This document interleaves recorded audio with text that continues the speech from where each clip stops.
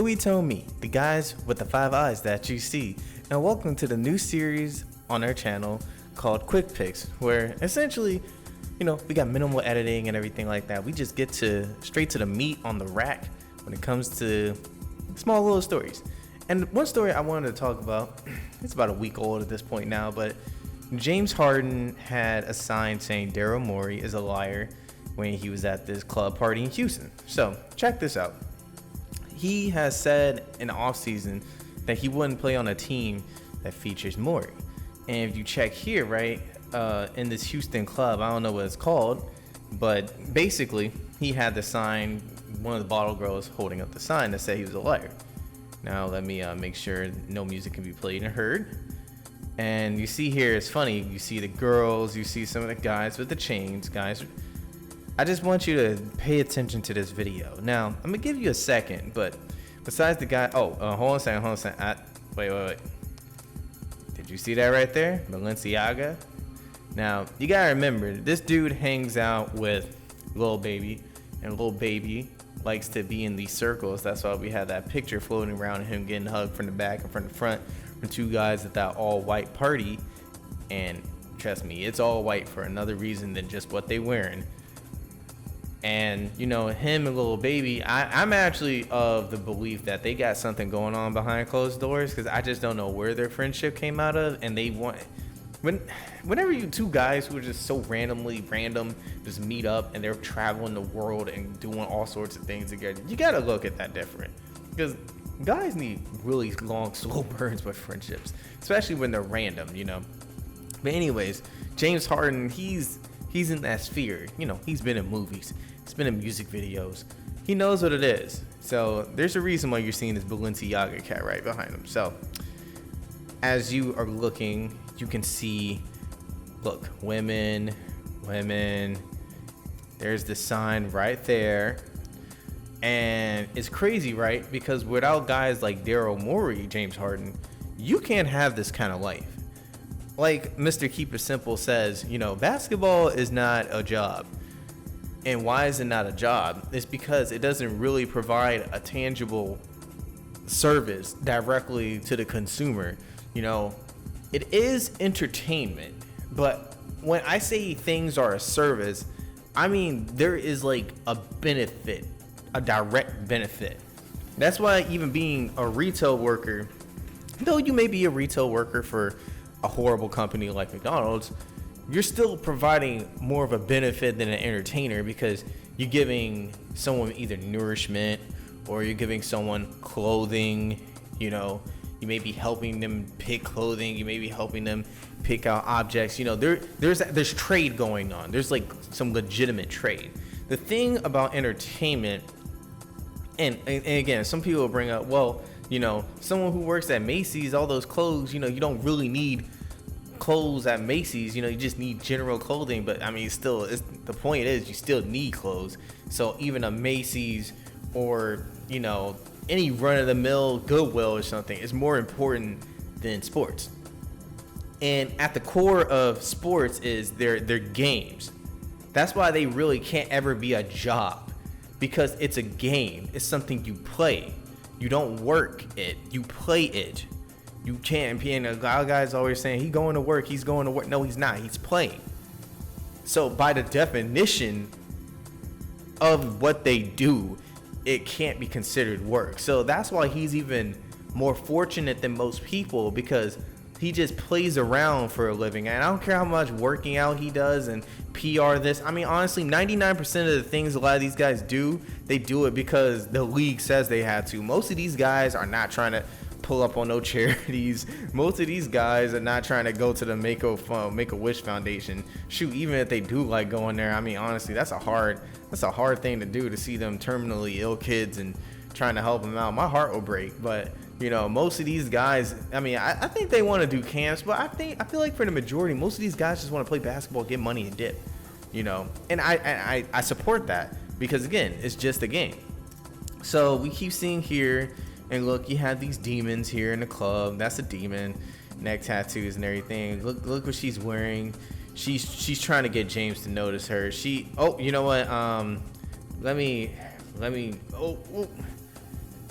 that's a close one. I don't know if she was fully exposed, but gotta be careful. But anyways, whoa, what was that? What did I just say? No pulling out. What? I'm not pulling out. Okay, so basically, this is an orgy that we got going on. And I feel like the visuals does not help James Harden's case. See, the thing about James Harden, right, is James Harden is a big baby. He's a big punk. You know why? Because you are out here in the NBA trying to develop some weird loyalty. I don't know what it is, but you get paid millions to play basketball. It doesn't matter who you play for. See, teams loyalty, that does not matter. The NBA and these sports franchises try, in order to make you watch them and take them seriously, they act serious. They act like legacies in the league matter, right? They act like players having longevity and this and that. None of it matters, okay? Because every season starts over, and eventually everybody you see on the screen will retire, and there will be new people to take their place. It doesn't have any impact on the real world. So the way James Harden is feeling, he's feeling that because my biggest point right here is that he's a slave. That's the thing. He knows he's a slave. He feels he's a slave. So he's acting out the only way a slave really can when they don't have any either physical power to overcome or mental power to overcome is to just complain everyone, right? Because it's like you up here in a club saying he's a liar. Meanwhile, you've got another sign there saying I'm not pulling out. A bunch of girls out here half naked, probably on drugs or alcohol, willing to do whatever to get with you, and you financed all this, and you going back to your cabana and you're just having a good time. You know, you can do whatever you want. Why does the way Morey acts even really matter? You know, you guys, this is the thing about athletes with me. I've said it before in the video that I have yet to post, that a lot of athletes, because they get drafted out of high school, first year out of college, all that, they don't really grow up. They just stay grown kids. You know, James Harden got drafted in like 2009. He's in like his mid 30s, or at the very least his early 30s. You know, I'm of the opinion that once you hit like 30 something and you've been in the club or, you know, parties and stuff after like a decade or so, if you're not bored of that, then you're empty on the inside a little bit. Because look at this, right? Clubs are boring as hell. All you do is go there, stand around, you may dance and drink something, and you listen to horrible music. You're around mainly horrible people for the most part, you know. And the dudes kind of sit around waiting for girls, and the girls are sitting around waiting to get free drinks off of guys. The whole aura in the club is basically, I'm getting mines from whoever I can. It's basically a lot of predation that goes on the club. Women are looking to predate on men's wallets, and men are looking to predate on women's bodies. And that's why I don't like the club. That's why I think the club is weird. Okay. So that was the video and everything. James Harden could easily, if he felt like it, he could easily go overseas. And I actually implore him to go overseas, right? Because the thing about the NBA to me is that guys mainly stay for two reasons. The NBA is going to pay you the most money out of any league on the planet for the most part, if you can find a good role and stay and have some lasting power in the NBA. So if you could become a good role player or a star, it's the best place in the world to play in, bar none. Second thing, the NBA has the most eyes on it. And a lot of guys just want to be famous, or they just want to be part of the moment. But check this here, right? If you take away the fame aspect, let's keep the money, for example. Let's just keep the money. Everyone plays for the money. If you take away all the eyes and all the cameras, right, from the NBA, I feel like at least 20 to 30% of the league wouldn't try as hard as they do to even stay in the league. You see, if I'm a guy like James Harden, and I've made over $200 million, $300 million in my career, why would I turn into a crybaby over the guy who's essentially my boss. You know, why are you still in the league? Go somewhere else, because anywhere you go in the world, you're going to bring a fandom with you. You're going to bring eyes and attention with you. See, that's the thing about a lot of these star players, bro. They're slaves to their contracts. They're slaves to their owners. They're slaves to their shoe deals. They are slaves, effectively. They get given a lot of gifts and trinkets in order to satiate them and to also reel in the next batch of slaves they need, because as I said before, eventually these athletes get old, they get washed, and they must be replaced. There's a cycle. They really don't have much value after they're done playing. And then that's why a lot of these guys go broke. They never had much value in the real first place. They just play the game. You know, after the playing time is over, they don't really know what to do with their life. If a lot of these NBA cats start going overseas, which I think needs to happen, right? You will start to see a shift in the attitude and how players look at the NBA. Because the one thing I've always hated about the NBA is that it is literally the end all be all when it comes to basketball in America. One of the biggest benefits that soccer in pretty much every other country has is every country has their different levels of professional soccer, you know, and even baseball has its own levels of professional baseball to a degree. But let's focus on football, okay? Football in other countries, like the Premier League, you know, it's not just one Premier League. I mean, it is a Premier League, but you've also got leagues under the Premier Leagues, and depending on how teams play, you know, where they place, they can actually move up. So sometimes you'll have a team that wasn't in the Premier League last season be able to make their way and qualify and get regulated into the Premier League, and teams get deregulated as well. That's why the NBA is trying to do an in-season tournament, because they're trying to copy, you know, like Champions Leagues and you know, Euro Cups and CONCACAF and all that stuff. They're trying to copy that. But see, it makes them look ridiculous, and it actually exposes just how long the NBA has been drunk off the wine of its fornication, because those require teams from different leagues, right? So for like the Euro Cup, you'll have a team from Italy play a team from Spain, who may end up playing a team from Belgium who plays a team from Germany. That's how it all works. And that's why the talent pool out there, that's why football is such a great sport for many people to watch, because there is talent all over the place. You know, you can just, like, you could turn on, if you got one of those services or whatever, you could turn on a game and find great games everywhere. We don't have that here for basketball in America. It's NBA or bust, right? A lot of dudes are not settling for TBL, because that might as well be hobby basketball. And the ABL, and that's about as close to secondary professional sports you can get. In America, it's high school, AAU, college, NBA. If you can't make the NBA in America, then you have to go overseas. This is another point I want to make, though. A lot of the places basketball players can play overseas, they can get a generally better function of life than they can in America. Because I know, you know, New York, Philly, Chicago, these are all great cities and everything. But beyond the cities with transit, a lot of the other cities are basic as hell. You know, Orlando, I find Miami basic. A lot of people don't, but I find Miami basic. Orlando's pretty basic. Phoenix is pretty basic. Minnesota is kind of like whatever. Charlotte, it's a nice city, it's general. But, you know, American cities tend to, they're so sprawl centric, and everyone is so suburbanized, and everybody is just so into what everyone else is doing. There's a lot of fakeness going on. You know, if you're a high-level basketball player, you can play in a really nice place in France. You could play a nice area in Spain. Even if you go over, like, you know, Maccabi Tel Aviv, you know, Israel, it's a pretty decent place to live. You got money, especially if you're getting a per diem paid for. And then even if you got to go down to, you know, some leagues, maybe, I heard the Puerto Rican leagues got, like, DeMarcus Cousins, Brandon Knight down there. And Puerto Rico's a pretty decent place, especially if you're getting paid to play basketball, you know.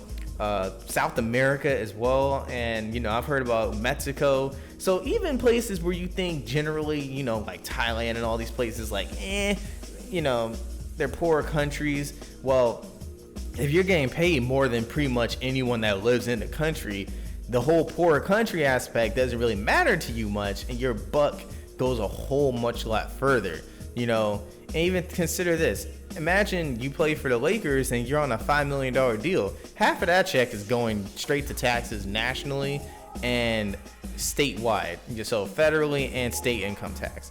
You know, getting paid as an NBA player isn't the exclusive luxury that we think, especially with inflation going crazy and interest rates going crazy. Imagine all the houses and the cars that a lot of times these guys buy, and they don't buy outright. They still get on payment plans somehow, right? They probably got a lot of APRs racking up on them, and don't think they ain't taking out credit cards, because trust me, a lot of times credit card companies want you to get rich, because if you pulling in $1 million a year, a lot of times these dukes can qualify for them $20, $30, $40, $50,000 cards.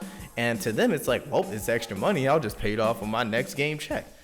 Either way, James Harden, if he was really about that life, right, he would just go off and go to another team overseas.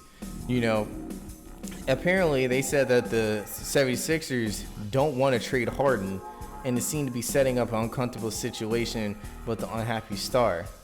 He said Harden was not pleased with Morey because there was no long-term max contract offer waiting for him in this offseason. And the reason why is because James Harden can't play playoff basketball. That's his biggest issue, right? James Harden is probably never going to win a championship. And because of how he plays in the playoffs, he's not even better than Chris Paul all time to me, right? James Harden is the pin-perfect example of what I like to say is that scorers don't win in basketball. They just don't. He's purely a scoring threat. He can thread the needle and pass the ball too, but he's nothing on defense. And for some reason, when the playoffs come, it's like whatever drive or gear he has, it turns off. And I don't think it's solely due to conditioning. I feel like James Harden be rigging games. You know, just the way he carries himself, it doesn't seem like he takes the game that seriously. And, you know, he makes a lot of his natural talent in the game. But here's the deal, man. You are a grown man. You make millions of dollars playing basketball. You have made millions of dollars playing basketball. The only reason he don't want to hang it up is because at this point, again, he's greedy and he wants fame and he wants attention. You know, why are you going to the club having the club say that dude is a liar around a bunch of harlots and vixens and stuff? You know, you calling him a liar, but he's funding your lifestyle. Bro, your lifestyle is funded, okay? Because again, you don't work a job, you play a game. So effectively, you're getting paid donations, but they're saying it's W-2s because you're quote-unquote an employee. But we all really know you're not an employee, you're called a player, right? You're not even called an employee, you're a player. So you're just a player. You can do whatever you want. The NBA is not all the shoot. People don't even respect the NBA like they do anymore. Why not go off and play in for Paris Saint-Germain or something? Why not go out and play for Barcelona like Jabari Parker? Like, I feel like internationally, I think they need to start doing away with the rule that the teams can only have like 2, 3, or 4 American players or whatever. We need more players over there in Europe, in my opinion, because America, the NBA, they're so afraid of competition because the NBA is just so weak because they know their GMs suck. NBA GMs suck. They don't know how to draft once the draft gets past like pick 6. They can't draft. The trades are all over the place. We just saw with the Damian Lillard trade, he went to Milwaukee, and it's like, how did the Miami Heat not make that work? Because they didn't want to give up Tyler Herro, you know. And also the NBA's racist. The NBA is incredibly racist. If you just see how they treat a lot of their assets, I'm just saying, there's a certain group of people that they make sure they keep protected and they keep on teams and they keep everywhere. Everyone else, the hell with them. But again, they don't know how to gauge talents. The NBA is one of the few leagues in the world where they literally would disregard their veterans to pick up trash two-way players. Why is Kemba Walker not in the NBA, but RJ Hampton's on a 2-way contract with the Miami Heat? Can you make it make sense? I can't make any sense of that. He can barely play basketball. He can barely play NBA basketball as it is. How is he in the league? You know what I'm saying? And the thing is, if these players need to understand, if you go to these other teams, you will bring the media attention with you. If you bring the media attention, you will bring the money. And think about it like this too. It will be even easier for your fans to see you out in Europe than it is in America, right? Because in America, we don't have an actual transit rail system. So if someone, for example, if my favorite team, Orlando, is playing the Knicks, unless I'm willing to get on a plane ride, which is gonna be more expensive, and ride the plane 3, 4, 5, however many hours it takes up there, I'm not gonna be able to see my team. But if I'm out there in Madrid and I know Jabari Parker is in a Euro Cup duel somewhere out, let's say in Germany, again, it may take some time or whatever to get there, but being able to get on a train out there is more efficient than having to go through the airport process. It's infinitely more efficient, and people say it all the time. Out in Europe, a lot of Europeans take different trips to different countries out there quite often. It's at this point, it's a pretty simple process. So you'd actually have more fans even more easily able to access you as a player. That would bring in a lot of revenue, and you may not get the $100, $200, $300 million deals and everything, right? But you're still gonna get that love. You're still gonna get that adoration, because at the end of the day, you're just playing basketball. The NBA be trapping these dudes with the way these arenas. Why do you think in the NBA, right? Why do you think in sports in general in America, they are constantly pestering us taxpayers to pay for these new arenas that cost billions of dollars? Because they need to constantly update it. They need to keep their players and the people in a spell. The more shiny, the more new everything looks. That's why the jerseys, the Nike jerseys, they're constantly changing jerseys year to year to year to year to year. Like, it's getting to that point where they know the bubble is at its peak. We've never had as many superstars as we've ever had in the NBA. We've never had as many good players on so many teams, where it's at the point almost every team has a all-star caliber player. Sometimes I think they looked it up, the stats, but about half the teams have about 2-star players on their team, just based off of the all-stars that we've had a couple years and the averages people are taking these days, right? So we've got to the point where the NBA has been at its peak. And I feel like the fact that there's no other leagues for people to go to is doing a disservice. But I think it starts with guys like James Harden. James Harden is a little kid. I'm just being for real. Like, all he wants to really do is hang out with big booty chicks and in the club and chill out with his baby daddy, little baby. He doesn't really. He's showing how much of a slave he is, because he can't let go of what the NBA has. The NBA owns him, essentially. It's like, you can go right now and go be the man and win all kinds of Euro leagues and UEFA or UEFA, basketball, whatever, leagues overseas. And the kind of lifestyle you can live in most of those European countries is just going to be so much easier than you would have living here in America, just to be frank. And then also, if you value privacy and everything, a lot less people out there are really going to be knowing who you are up in your grill than they would out here. I mean, they're going to know you, especially the kids. But, and my final point is that James needs to understand that he is replaceable. Every player in the NBA is replaceable, even the superstars. Every single player. Because of the nature of sports, if there are millions of people willing to play the sport, that means at any given moment, there's actually thousands upon thousands of guys that could be a superstar in the NBA at this moment right now. Like, the NBA, you really think, like, listen, okay, to be the best, of course, that's one-on-one. LeBron, Kobe, those are like, only a few guys can truly be the best. But there are so many players out there that at any given moment, there is a player out there that's not in the league, isn't being given a chance, or maybe in high school, college, that could be a superstar, right?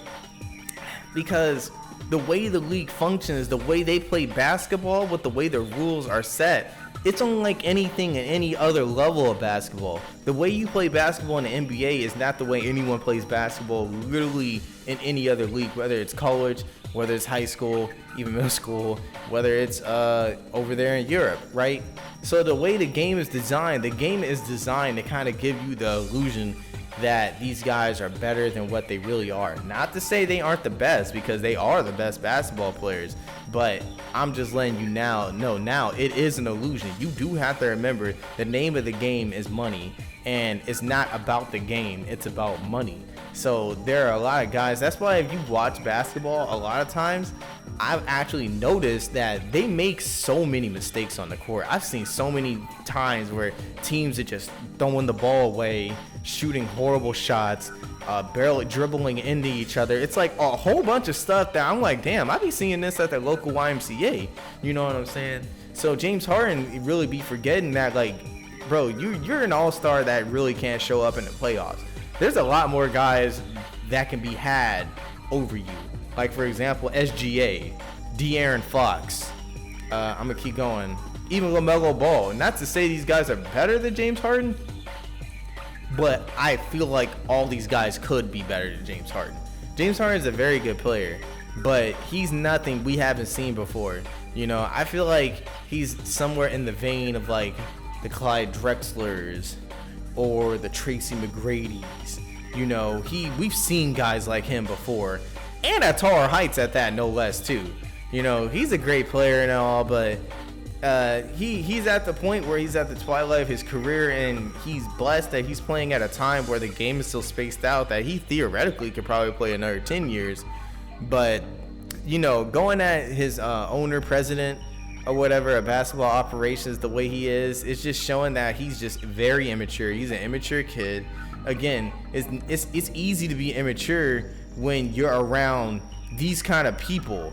You know, look at all these women, look at these dudes in the club. You know, just look at these chicks, excessive makeup, all these tattoos, all the smoke everywhere. He just lives a life of indulgence. And if it wasn't for Daryl Morey, James Harden, you wouldn't have this ET looking chick ready to gobble you up in a second like you fried chicken. All right, that's all thanks to Morey. That's all thanks to the NBA. And he acting like none of these, all these owners are the same. All the owners are the same. They're not, their interest is not your interest, because your interest mainly is money in basketball. Their interest is money, period. So however you act, he's gonna keep doing his thing, and you're doing your thing too, because you're out here with these chicks. And you know, guys, I want to let you know, that's why I've said before that these women, these clubs, oh, look at this right here, man. We got a lot to talk about this video. I might make a separate video talking about the inherent Masonic effects that's going on. But they have these women and these clubs out here to distract these guys, siphon their money, and when they're out, they're used. And I'm kind of ranting a bit, but to end it all off, just want you guys to understand that the NBA is about entertainment. It's not a real job. It's just dudes playing basketball. When you see a guy like James Harden out here crying and complaining, don't feel sorry for him, because he can stop playing in the NBA whenever he feels like it. All right, and he can easily go overseas and he can do what he does overseas and be best of all time there. But he doesn't want to, because he wants to be a diva. The NBA at this point is for divas. All right, it's for guys who want to feel like they're God, but they never will be that, because God, the Elohim, the Adonai, the Most High, he never dies. These guys, their career eventually dies, and their bodies eventually die too. For any of the guys out there that want to be in the NBA, I'm just saying the NBA isn't the end all be all. If you really like basketball, you probably want to play somewhere else.